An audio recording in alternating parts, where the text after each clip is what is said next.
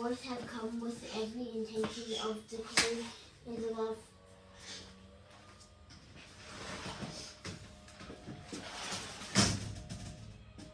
Spell it.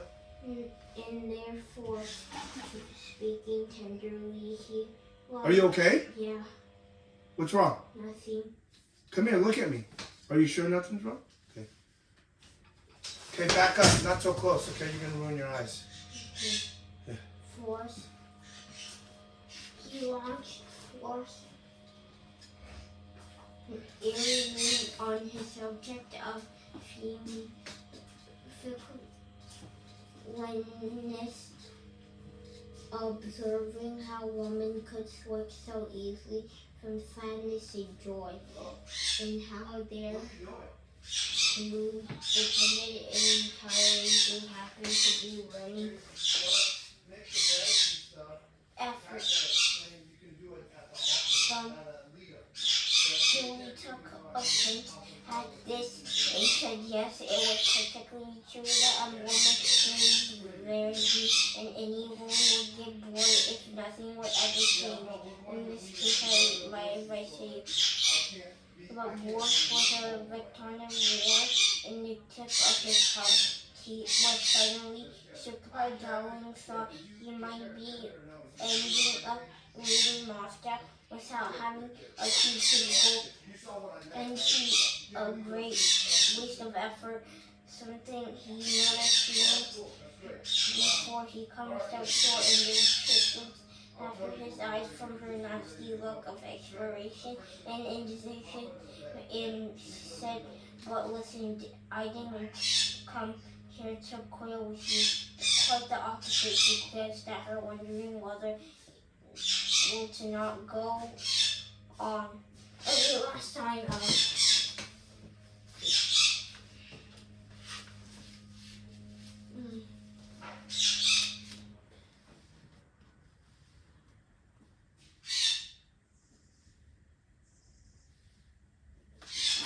Noint had instantly. Oh, sorry, accidental dial. Yeah, is everything okay? Vanished from her face, and her lifeless imploring eyes were glued on him in a vague anticipation. I can always arrange not to see much of her, thought Doris.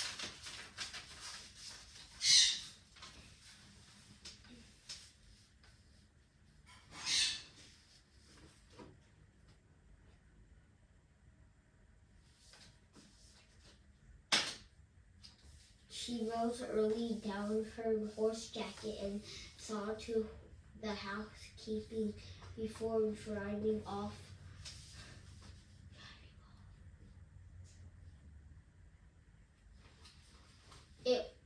If it happened to be stand straight to the mast, then on the latest books during the history.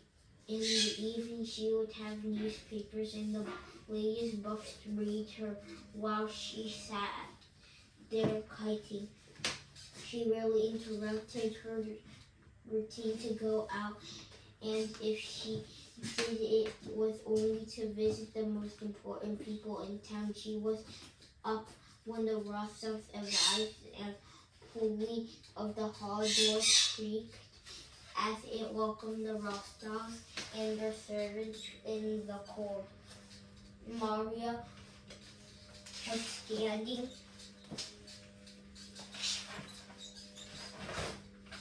in the hallway, in the doorway.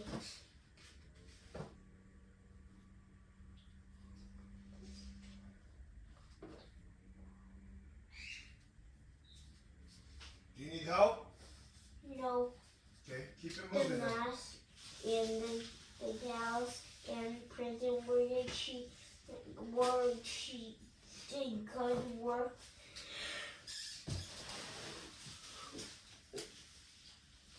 And received from all classes and there was someone every day. Then she took lunch, a good rich meal, always with 3 or 4 guests in attendance. She would spend the afternoon playing Boston, and during the evening she would have the newspapers and the latest book to read to her while she sat there crying. Eventually, when they had taken off their outer clothes, freshened up, and their journey come down to tea, Mario went down. Oh, it does my heart. Thank you to see you. Please thank you for coming to stay with me. It's been a long time, she said, with a no glance at Natasha, the old fellow here. And the sounds came back any day now. You must take their acquaintance. You must simply must. But we can talk about that later, she added, glancing across at Sonia, a clear signal that she didn't want to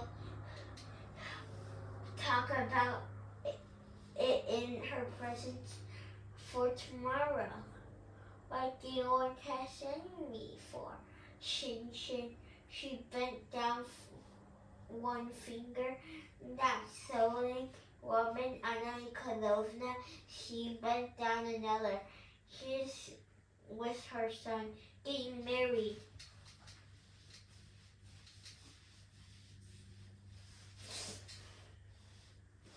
Ladies, I'll take them to university capital tomorrow. We'll call Pasta.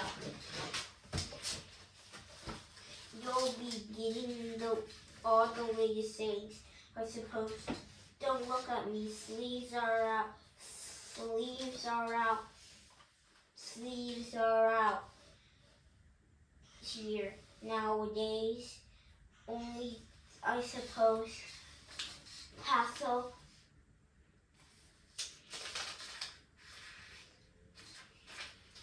The next day, acting on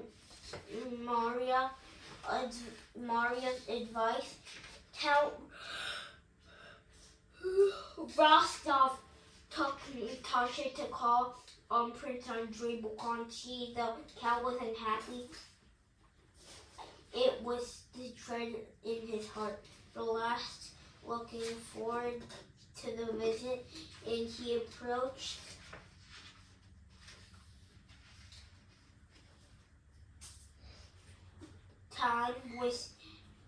It was a dread in his heart. The last meeting with the old prince at the time of recruitment, heavily still in fresh mind, he had invited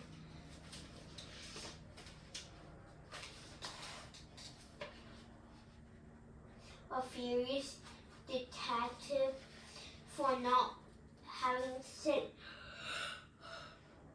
enough men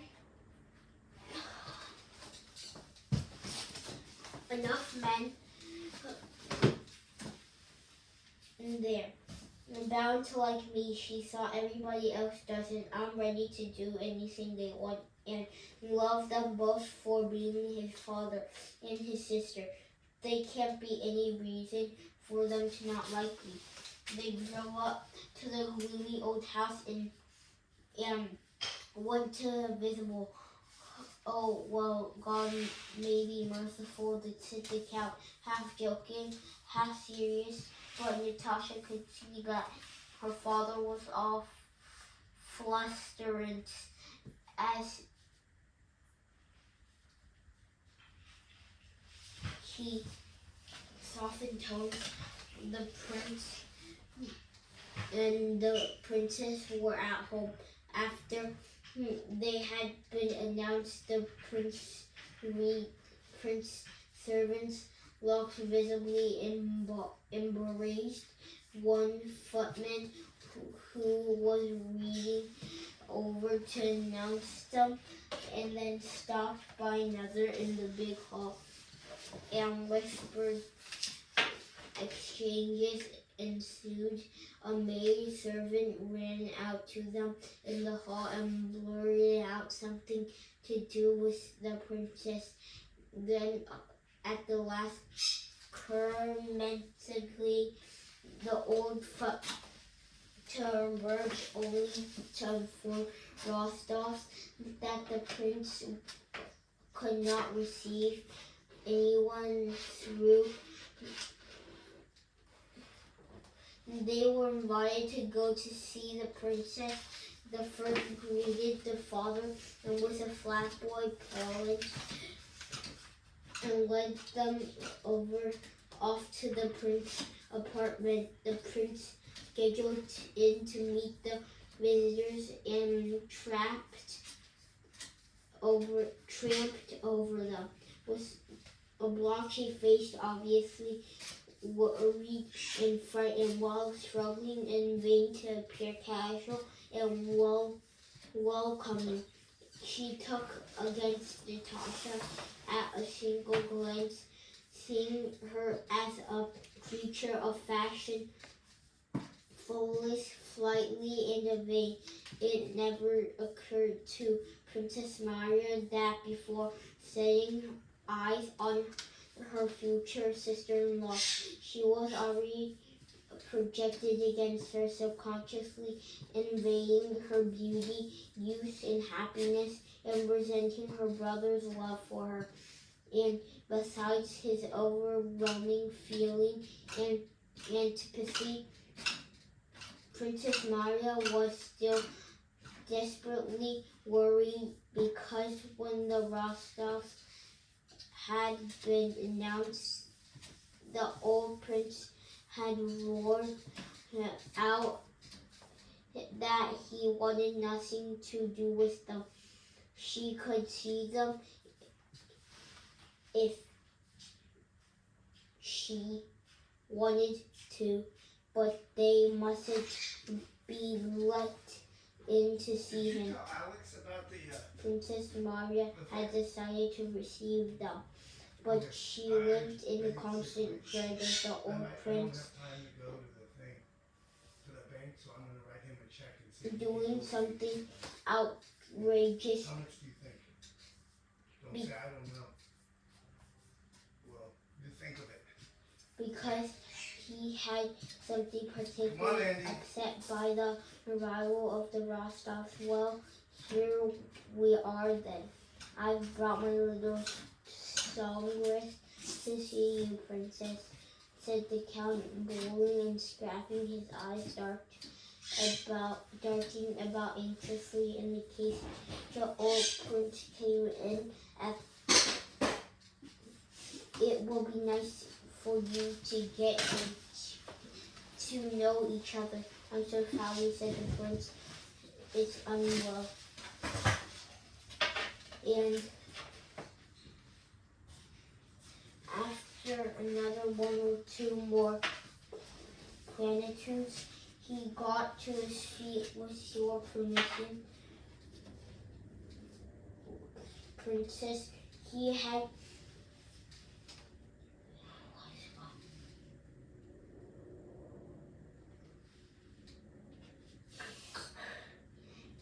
then come back for her. Count Rostov had sought up for her diplomatic ruse, as he told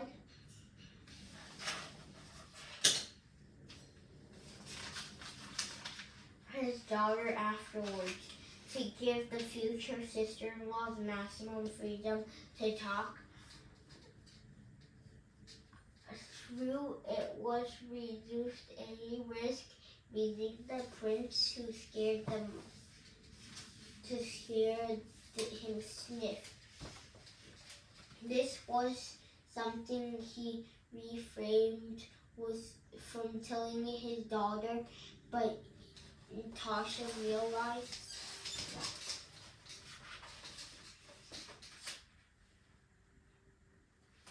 she wasn't afraid of anybody. The prince said that she would be derided and asked him to hurry back from Alicia Figueroa or not.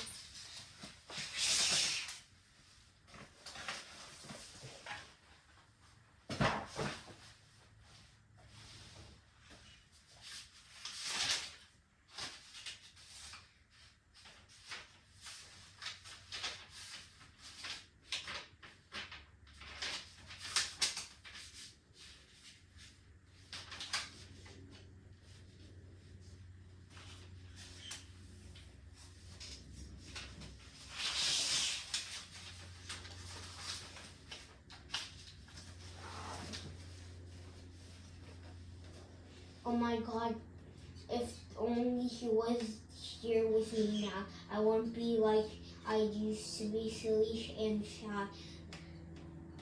I'd be quite different. I'd give him a hug, cuddle in glowing eyes, and way he used to look at me before.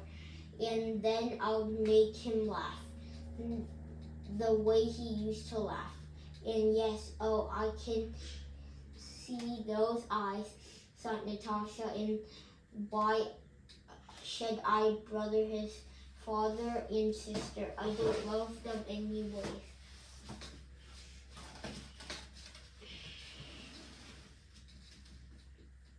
Returning now was no.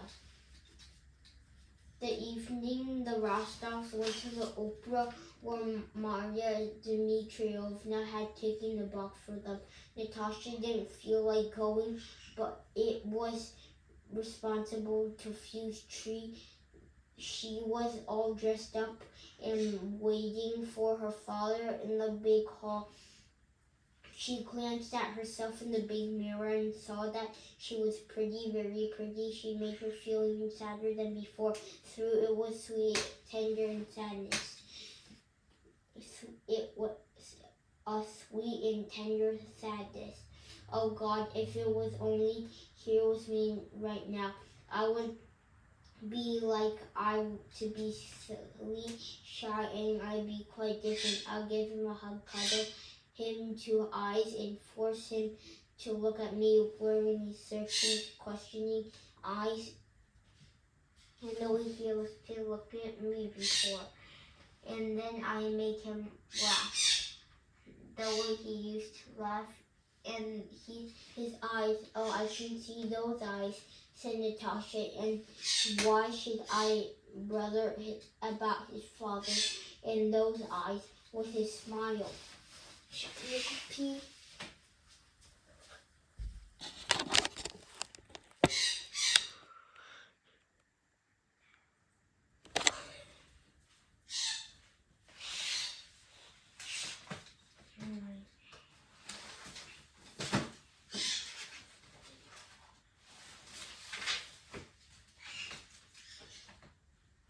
Oh God, if he was here with me now.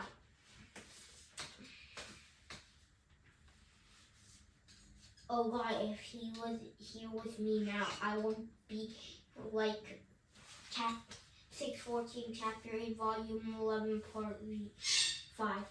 That evening, the Rostovs went to the opera where Mother Dmitrievna had taken the box for them. Natasha didn't feel like going, but it was impossible to refuse a treat that Myra Dmitrievna had arranged especially for her benefit. When she was all dressed up and waiting for her father in the big hall, she glanced at herself in the big mirror and saw that she looked pretty, very pretty. What she made her feel sadder than before. Through it was sweet and tender sadness. Oh, what if he was only with me now? I wouldn't be. I used to be silly and shy and be quite different. I give him a hug, cuddle in eyes, and way he used to look at me before, and then I make laugh and way he used to. And in his eyes, oh, I can see those eyes, thought Natasha. And why should I bother him, his father? and sister. I didn't love anybody else but him. Him. Was the boy's face, and those was his smile, a man's smile, yet also a little boy's. No, it's better. It's better if I don't think about him.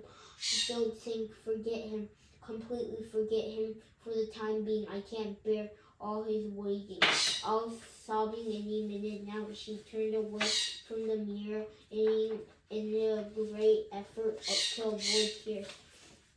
How can Sonia love Nikolai so calmly, so easily, and keep on waiting so patiently? She wondered, looking at Sonia, who had just come in, smartly dressed and holding a fan. No, she's not a bit like me. I can message it. At the moment, Natasha felt so overwhelmed by the softness and tenderness that it wasn't enough for her to love, and so she was street lamps and they flashed a frozen window, and she began to even feel sadder and more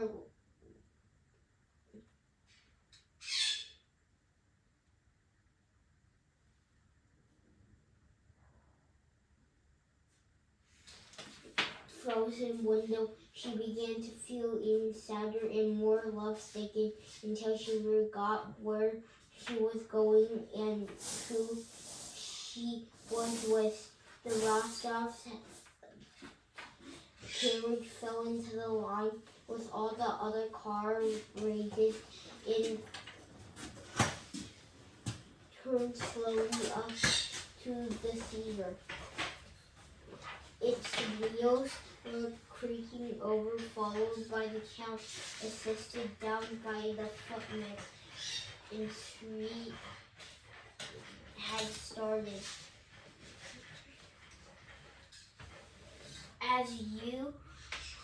As they could hear through the closed doors, Natasha, you hear, whispered Sonia.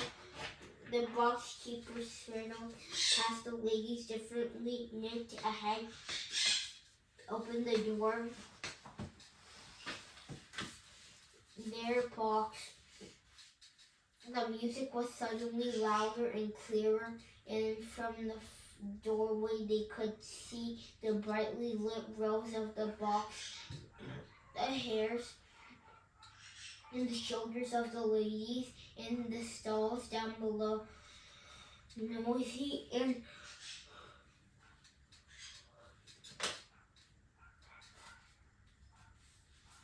glittering with uniforms. A lady going into a nearby box stole an envious woman's glance at Natasha. The curtain still was by the box.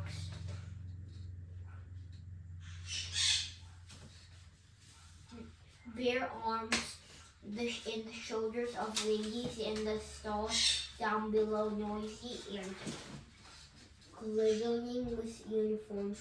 A lady going into a box nearby stole an envious woman's glance at Natasha. The curtain was still down, but the overture. Sonia sat down and gazed across at the brightly lit hairs of the box opposite. Suddenly, there was it again. A sensation she had not experienced for some time. Hundreds of eyes staring at her bare arms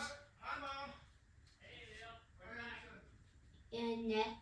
It was a pleasant and yet unpleasant sensation that brought back a swarm of associated memories, desires, and emotions.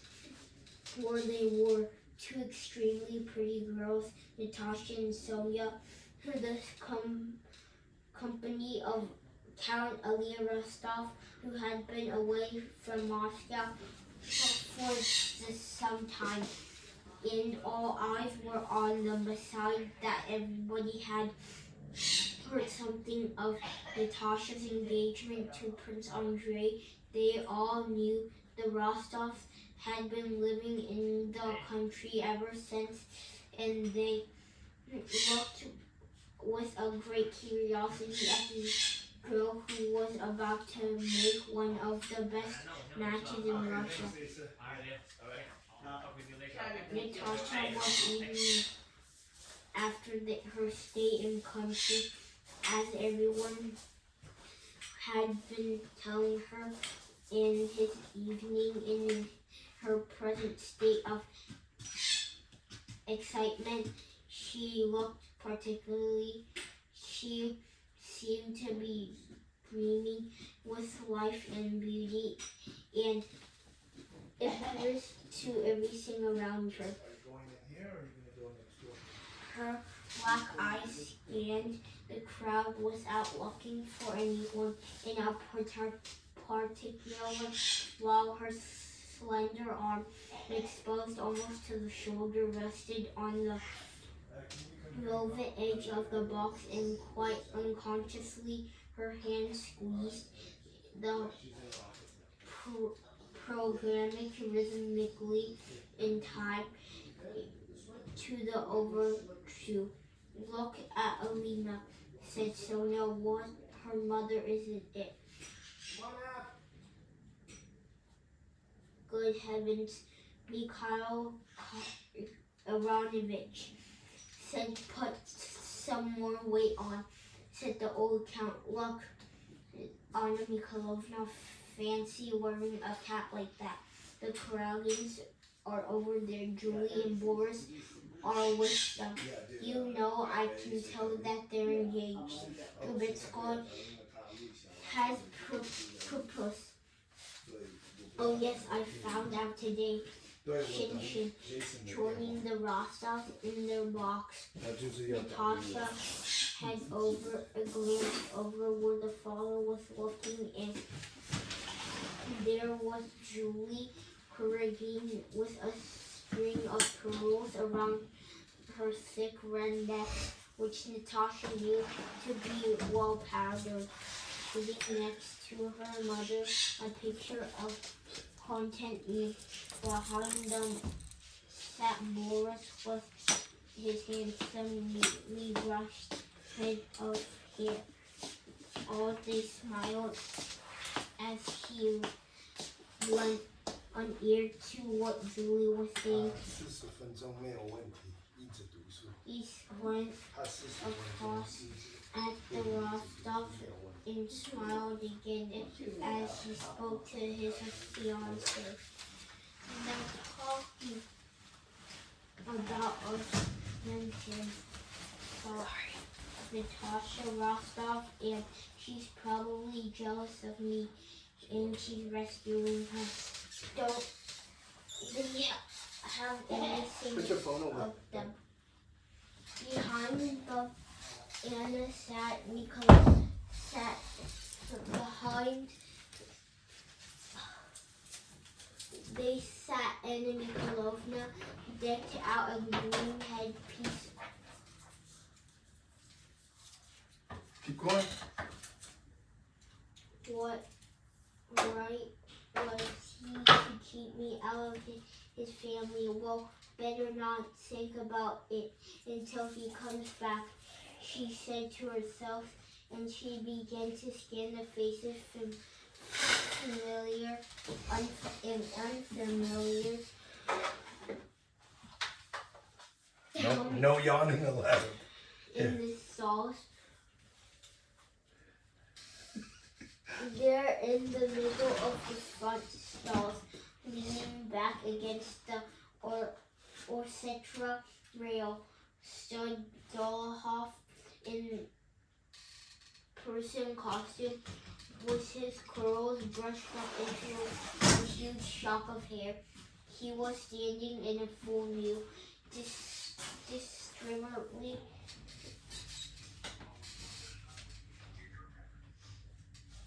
inviting. The insurance companies are in serious the attention of the whole audience, yet as occasional as if he had been at home standing alone in his room. The most brilliant set of young Muscovite thronged around him, and he was clearly the cock of the roost.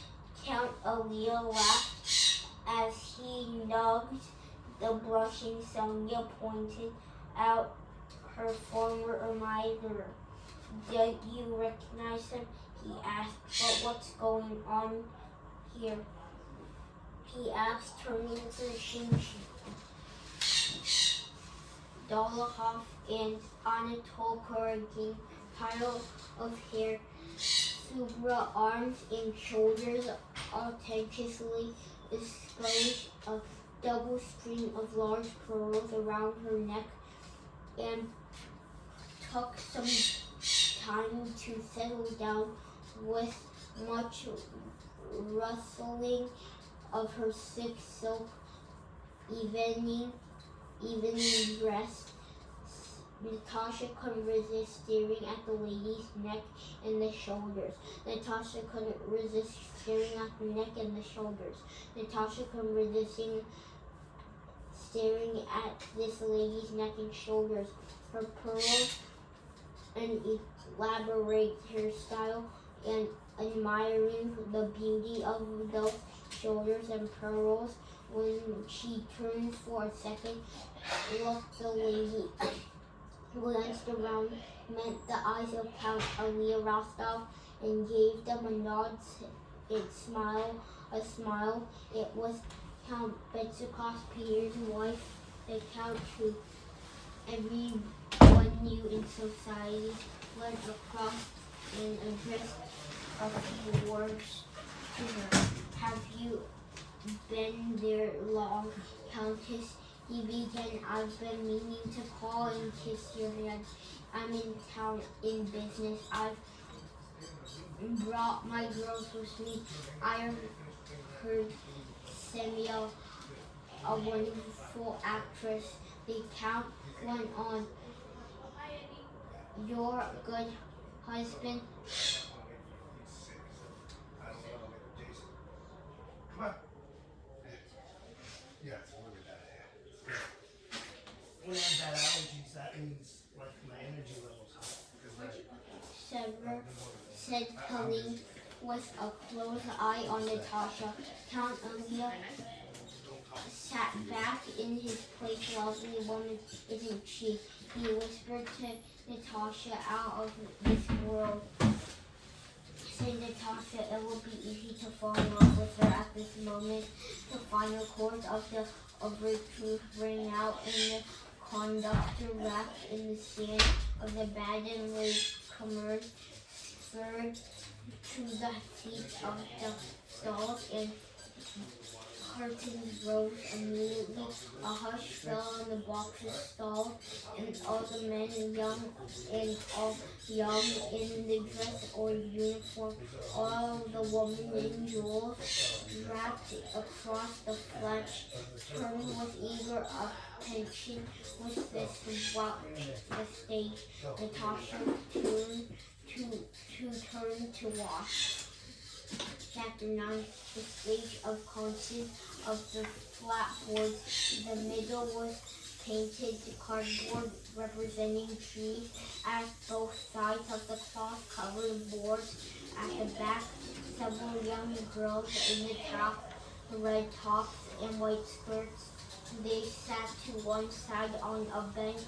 On a low bench with green cardboard glued on the back of it. They were all singing something.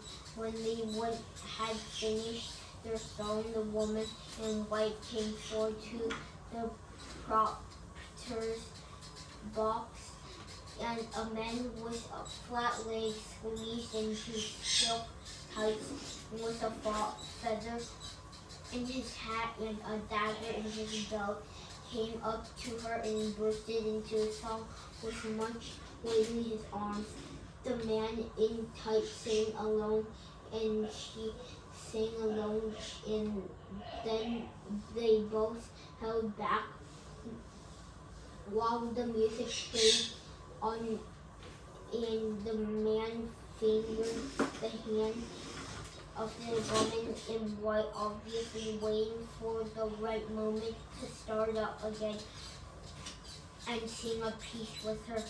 They did sing together after, which the theater erupted in applause and loud shouting, while the man and woman on the stage, representing two lovers, beamed as they held out their arms and took both. Just back the country, and now in serious frame of mind, Natasha couldn't see all this as astonishingly dazzling. She couldn't follow the opera and couldn't hear any music. All she could hear was cardboard and oddly dressed man and woman talking, singing, and practicing about just an oddly under bright lights. She knew what it was supposed to represent, but was also grotesquely forced and unnatural that she had found herself between embarrassment and amusement at the actor's expense. She glanced around at faces in the audience, looking for signs of the same announcement of bewilderment that she was feeling, but all the faces were absorbed in what was happening on the stage, and she displayed a kind of rapture that Natasha could only assume to be expected.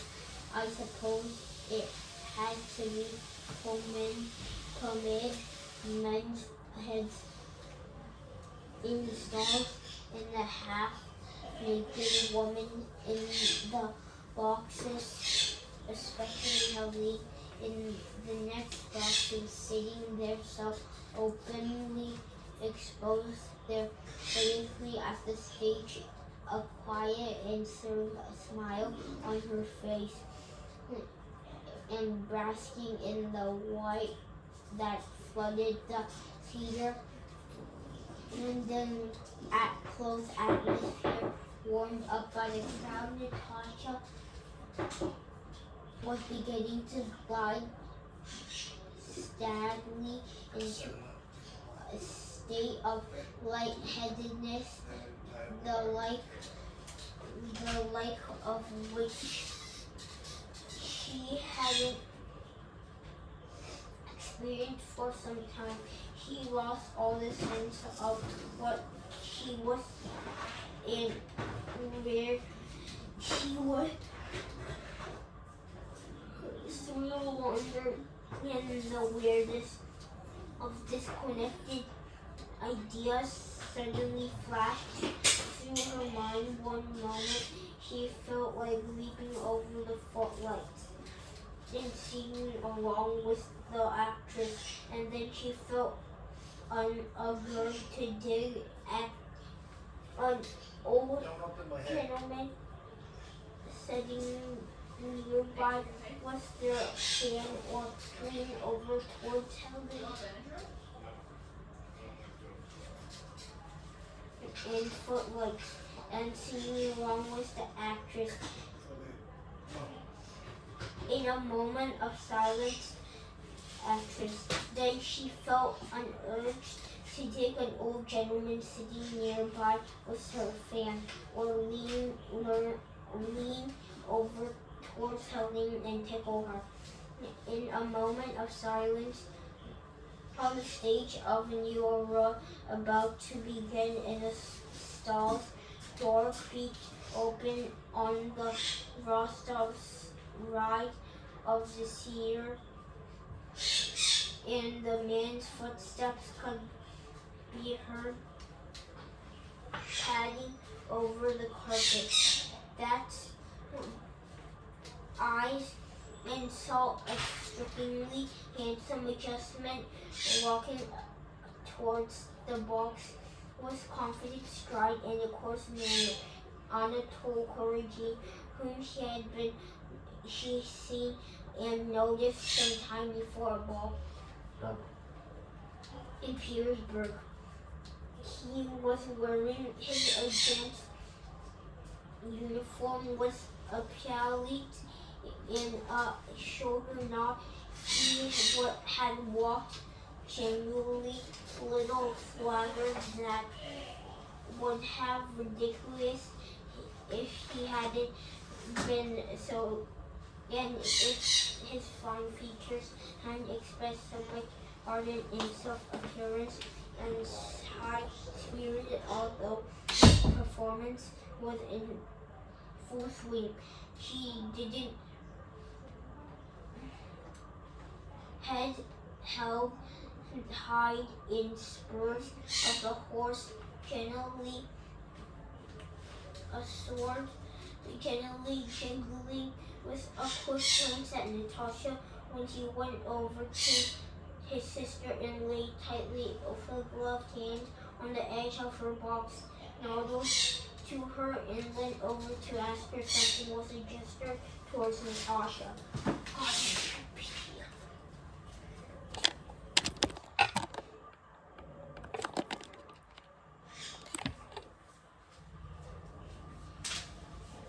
Delightful girl, he said, obviously referring to Natasha, who could not hear his words but could read his lips.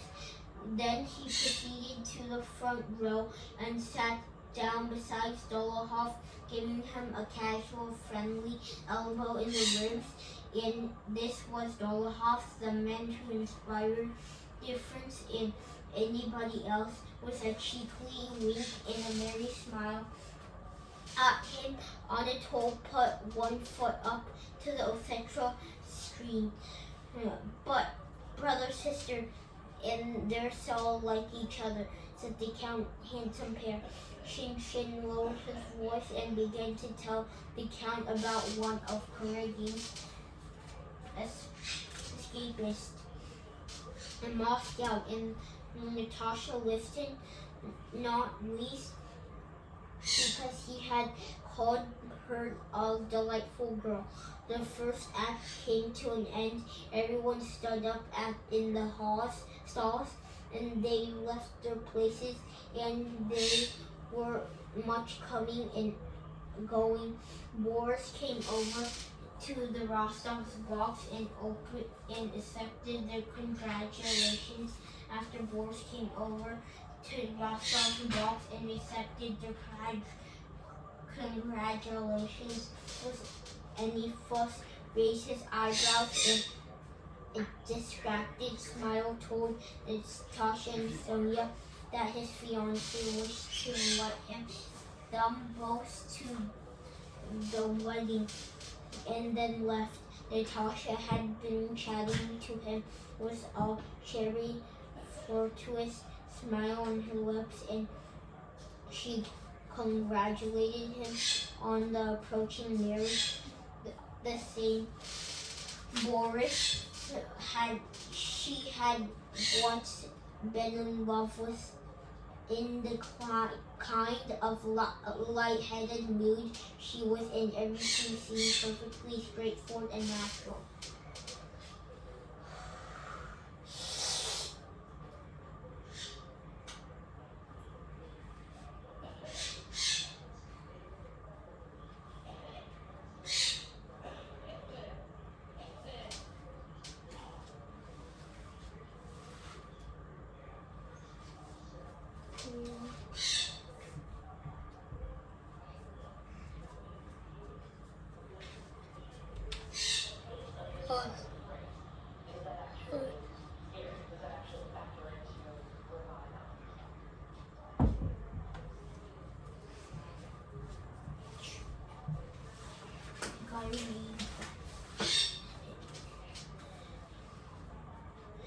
And the Sandry and Natasha began at Boris in the exactly same way.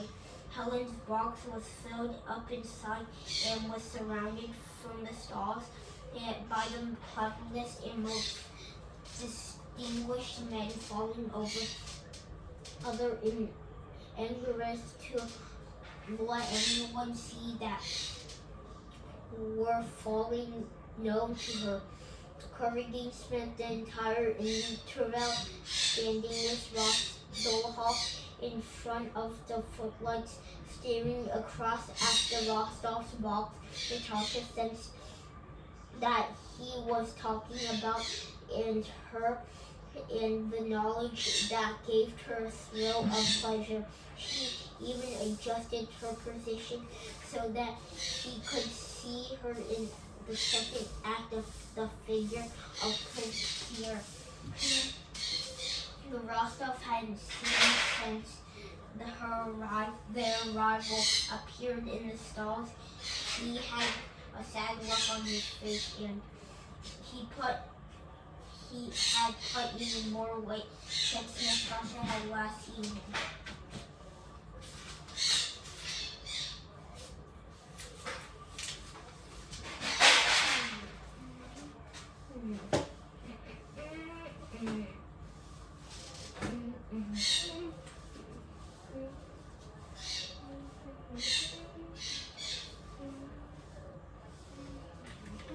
Kiss. Yeah. Good job. Very strong work today. Your best yet. I heard you. This is where we